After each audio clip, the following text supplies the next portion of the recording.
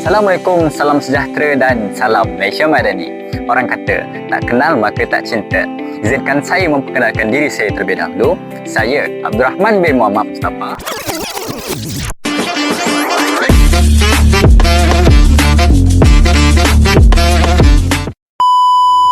Apabila kita bercakap tentang profesyen keguruan, apa yang terlintas dalam fikiran kita? Adakah sekadar seorang individu yang masuk ke kelas, memegang markerpen, mengajar mengikut buku teks dan kemudian dia pulang ke rumah? Jika itu takrifan kita, maka telah terlepas pandang satu perkara yang sangat besar. Pendidikan bukan sekadar proses memindahkan maklumat dari papan putih ke dalam buku latihan. Pendidikan adalah proses untuk membentuk manusia. Dan untuk membentuk manusia yang hebat, ia bermula dengan susuk tubuh yang dipanggil guru yang berjiwa pendidik. Berdasarkan laporan tahunan padu 2019, guru yang memiliki khasiat terpuji dan kompetensi yang tinggi memainkan peranan yang sangat kritikal dalam memartabatkan profesyen keguruan. Tetapi persoalannya, dari mana datangnya panduan untuk kita menjadi guru seperti ini?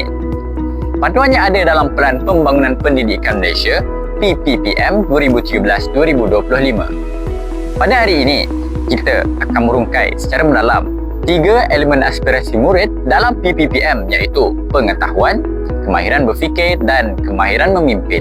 Kita akan kupas satu persatu bagaimana kefahaman tentang aspirasi murid ini sebenarnya memantulkan kembali kepada kita dan membentuk khasiat serta tanggungjawab profesional kita sebagai seorang guru.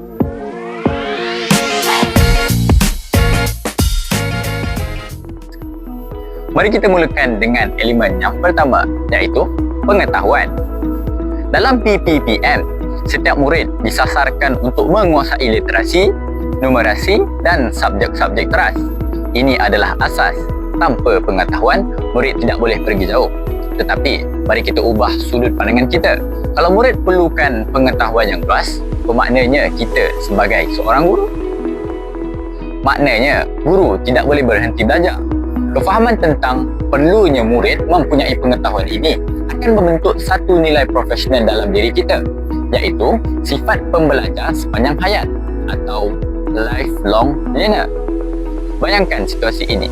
Dunia sekarang berubah dengan sangat pantas. Maklumat yang relevan 5 tahun lepas mungkin sudah lapuk pada hari ini. Jika seseorang guru itu hanya bergantung pada ilmu yang dibelajar semasa di universiti sedekat yang lalu, mampukah dia memberikan pengetahuan yang segar kepada muridnya? Sudah tentu tidak.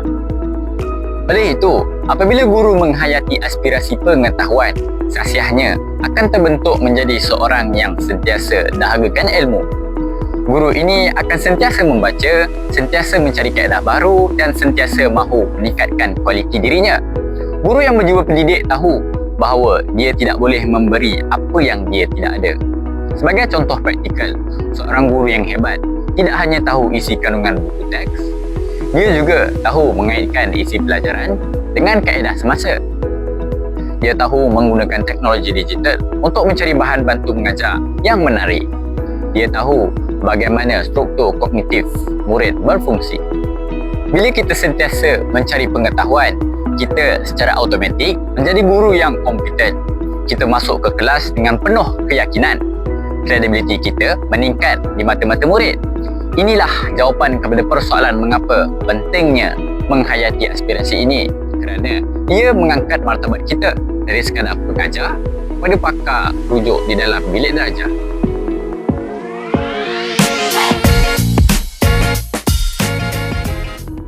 Sekarang kita beralih kepada elemen yang kedua, dan elemen ini sangat dekat dengan hati saya, iaitu kemahiran berfikir.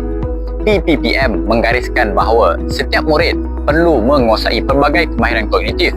Kita mahu murid yang ada pemikiran kritis, kreatif, inovatif dan mampu menyelesaikan masalah. Kita sudah tidak mahu sistem pendidikan yang melahirkan burung lakat. Murid yang hanya tahu menghafal, hafal dan muntahkan kepada kertas jawapan. Kita mahu murid yang tahu berfikir. Sekali lagi, mari kita cerminkan aspirasi ini kepada diri guru. Bagaimana kefahaman ini membentuk khasiat kita? Apabila kita faham bahawa matlamat kita adalah untuk merangsang pemikiran murid, peranan kita dalam kelas akan berubah. Kita tidak lagi menjadi diktator yang memonopoli masa bercakap di hadapan kelas. Sebaliknya, sasiah kita akan terbentuk menjadi seorang facilitator atau pemudah cara yang penyabar dan terbuka. Kita mula mengkaji kaedah yang terbaik. Contohnya, kita mengaplikasikan teori interaksionis sosial seperti yang dibawa oleh Lev Vygotsky. Vygotsky percaya bahawa kanak-kanak membina pengetahuan melalui interaksi sosial dengan orang yang lebih mahir. Jadi, guru yang faham aspirasi kemahiran berfikir akan mencipta suasana kelas yang penuh dengan interaksi. Guru akan banyak bertanya soalan berbanding memberikan jawapan. Sebagai contoh, mengapa kamu rasa ini berlaku? Ada cara lain untuk selesaikan masalah ini? Guru yang berjiwa pendidik tidak cepat melenteng kalau murid salah jawab kerana dia tahu proses berfikir itu lebih mahal harganya daripada jawapan yang betul. Integriti profesional seorang guru sangat teruji di sini. Lebih mudah sebenarnya untuk guru masuk ke kelas, bagi nota, suruh salin dan habis kelas. Itu jalan pintas. Tetapi, menghayati aspirasi kemahiran berfikir menuntut guru untuk keluar dari zon selesa. Ia menuntut guru merancang rancangan pengajaran harian RPH yang memerlukan perahan otak. Inilah yang memartabatkan profesi kita. Kita dibayar dan dihormati bukan kerana kita pandai bercakap, tapi kerana kita pandai membina minda generasi masa hadapan.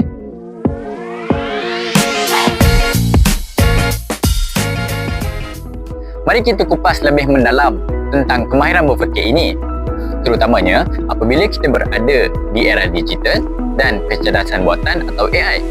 Pada hari ini, murid boleh bertanya apa sahaja kepada AI dan jawapannya keluar dalam masa 3 saat. Jadi, apakah peranan guru? Adakah kita sudah tidak relevan? Sama sekali tidak. Malah, peranan kita lah yang paling kritikal. Mesin boleh memberikan maklumat, tetapi mesin tidak boleh mengajar manusia bagaimana memproses maklumat tersebut dengan nilai moral dan empati. Di sinilah kemahiran berfikir itu meresap ke dalam jiwa pendidik. Apabila guru menghayati cabaran era digital ini, sasiah profesional kita akan berevolusi. Kita sedar bahawa kita bukan lagi penyampai maklumat mutlak, tetapi kita adalah pengemudi kognitif. Kita mula merujuk kembali kepada teori-teori perkembangan kognitif seperti teori Jean Piaget, di mana murid perlu membina skema pemahaman mereka sendiri. Tanggungjawab profesional kita di dalam kelas adalah mencipta persekitaran yang mendesak murid untuk menilai, menganalisis dan mensintesiskan maklumat. Kita akan bawa isu-isu dunia sebenar ke dalam kelas. Guru yang berjiwa pendidik memandu murid supaya tidak menelan bulat-bulat apa yang dibaca di internet. Sebaliknya, melatih mereka menyaring fakta daripada otak. Inilah kesan langsung aspirasi ini terhadap pembentukan sasiah guru, yang di mana kita menjadi pendidik yang berfikiran jauh dan berdaya saing selari dengan keperluan abad ke-21.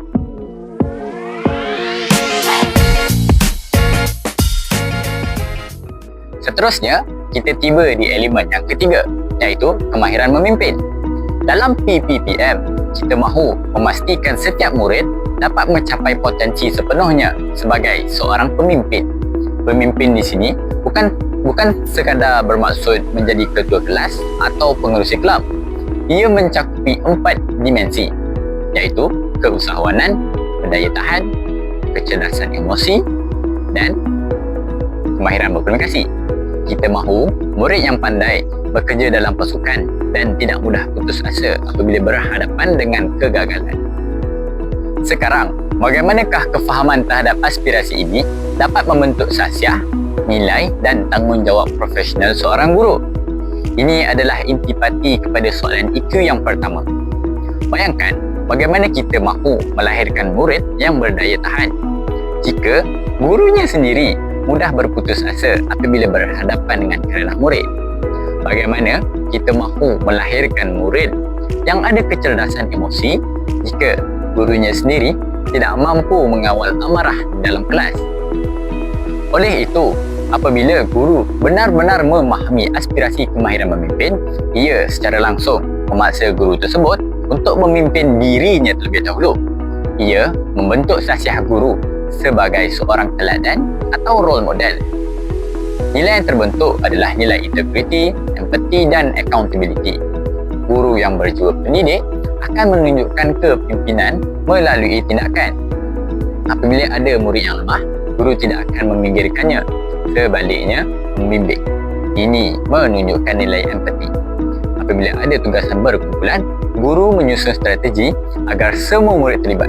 Ini menunjukkan tanggungjawab profesional dalam menguruskan dinamika manusia. Kepimpinan guru di dalam bilik darjah akan menjadi cermin yang akan memantulkan sifat kepimpinan dalam diri murid.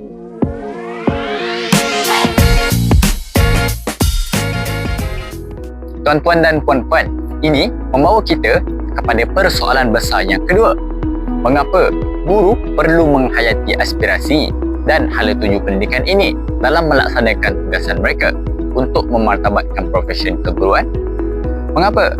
Kerana penghayatan inilah yang membezakan antara guru dan pekerja. Profesi keguruan seringkali dipandang kemuliaan. Akan tetapi, kemuliaan itu tidak datang secara automatik. Ia perlu diusahakan. Apabila kita menghayati aspirasi pengetahuan, kemahiran berfikir dan kemahiran memimpin, kita sedang melengkapkan diri kita dengan kompetensi yang tinggi. Masyarakat di luar sana melihat kita, ibu bapa meletakkan kepercayaan yang sangat tinggi kepada kita untuk mencorak masa depan anak-anak mereka. Jika guru sekadar mengajar ala kadar, martabat keguruan akan jatuh. Tetapi apabila setiap guru di Malaysia, bayangkan ratusan ribu guru masuk ke sekolah setiap pagi dengan jiwa pendidik yang terbakar semangatnya untuk mencapai aspirasi TPPM, profesi keguruan akan dihormati di tahap yang tertinggi. Kita dihormati bukan kerana kita menuntut untuk dihormati, tetapi kerana kualiti, etika dan kehebatan sahsiah kita yang memaksa masyarakat untuk menghormati kita. Penghayatan aspirasi inilah sauq yang memastikan profesi keguruan kekal relevan, berwibawa dan utuh sepanjang zaman.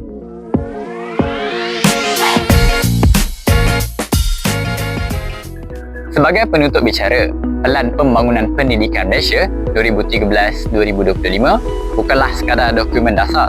Ia adalah sebuah naratif harapan negara, dan watak utama yang akan menterjemahkan harapan ini menjadi realiti adalah kita, para guru. Dengan mendalami pengetahuan, memperkasa kemahiran berfikir dan mengukuhkan kemahiran memimpin, kita bukan sahaja sedang mendidik seseorang murid, kan, tetapi kita sedang membina peradaban sesebuah bangsa. Tugas ini berat, tanggungjawab ini besar. Namun, bagi seorang bakal guru yang berjiwa pendidik, ini bukanlah satu bebanan, melainkan satu penghormatan. Saya Abdul Rahman bin Muhammad Sapa. Mari kita teruskan perjalanan menjadi ejen perubah yang sentiasa membawa cahaya dalam bilik darjah. Sekian, terima kasih.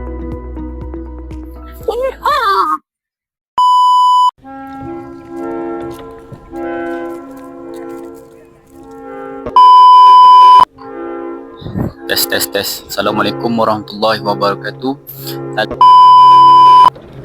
Okay. Apabila kita bercakap tentang profesi keguruan, mana aku nak tanda? Okay, akhirnya. Sebagai seorang guru,